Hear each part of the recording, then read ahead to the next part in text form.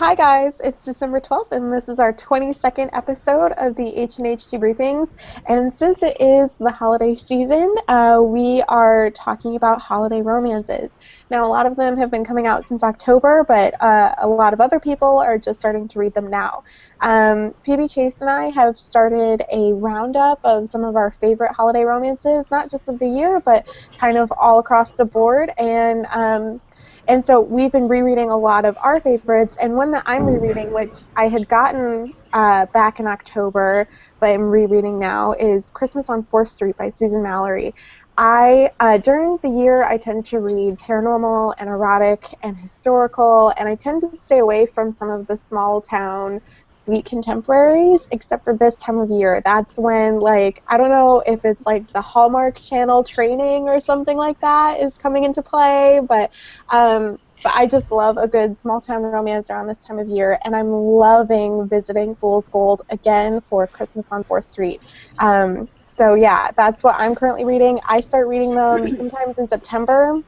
I'm known with my friends to start listening to Christmas music as early as September, so I think it's kind of a trend for me. I love Christmas, and I love being able to read these books. So yeah, that's what's on my list and when I start.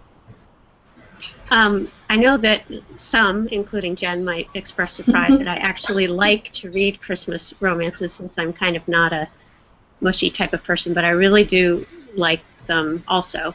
I don't read small town contemporaries. That pretty much is just true year-round. But what I do really love, and have loved for years since I first discovered them, are they're not obviously published anymore, the traditional Signet Regency romances. The collections used to come out, obviously, every year, and included authors like Edith Layton, Mary Bellog, Carla Kelly, Mary Jo Putney. I think that's some of the first writings of all those authors that I read, because I would get these short little bits and get to see, and then I'd say, okay, I really love that Layton story, or I really love that Putney story, and I went and found more of them. So I've been buying them up in Carla Kelly's had a bunch of her novellas she's republished and made digital, and her novellas, Christmas novellas, just like tear me up. They're so beautiful. They just get you. Like, you just did like the... Yeah, I know, I did. The universal. And then Mary Bellog's too. I think those are the two authors that I think I get so excited about reading them during this time of year. And I haven't started yet, because I'm kind of a purist when it comes to the season, unlike Stan over there. But I will be probably starting soon. So that's it. Megan, do you have any specific recommendations? I'm trying to think of, it's hard. Carla Kelly's No Room at the Inn, I think. But her collections are all bound together, so it's like a holiday collection. I don't always remember the titles. Mary Bellog has Under the Mistletoe collection, and all those are great. I think one of them is The Star of Bethlehem, which is amazing. And then, I can't. Edith Layton has something about a Christmas cuckoo or something like that, I think, unless that's Putney, I don't remember. But yeah, they're all, God, they're so good.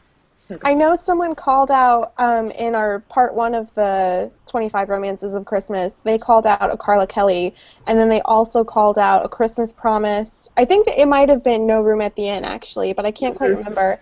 But then they also called out A Christmas Promise. Guys? It might be. Well, I don't think it was a registered user. So, well, as for me, I love Christmas stories. I tend to read small town and historical around this time, both. And I tend to start after Thanksgiving. I just cannot start earlier. Sometimes I will buy them earlier because I worry that I will forget them, but I buy them and then don't read them until a little bit closer. I kind of have to feel in the spirit, and with the rush of Halloween and all of that, it gets a little too distracting. So I am just now starting to read some Christmas stories this year, and right now I'm actually reading A Christmas Gone Perfectly Wrong, the Cecilia Grant novella. I'm a big fan of hers. So I'm excited to read A Black Shear Christmas. And then I also have on my to-be-read list Maybe This Christmas by Sarah Morgan, which is more of a small-town contemporary. So right there, That'll be making the list. That's great. You recommended that to me, so I took you up on that and got that one for myself. And I think we also had an excerpt on the site or a review, and so that's what I'm planning to read. I'm very excited. But now, of course, I really want to read a Balog and a Carly Kelly, so I might get to that as well.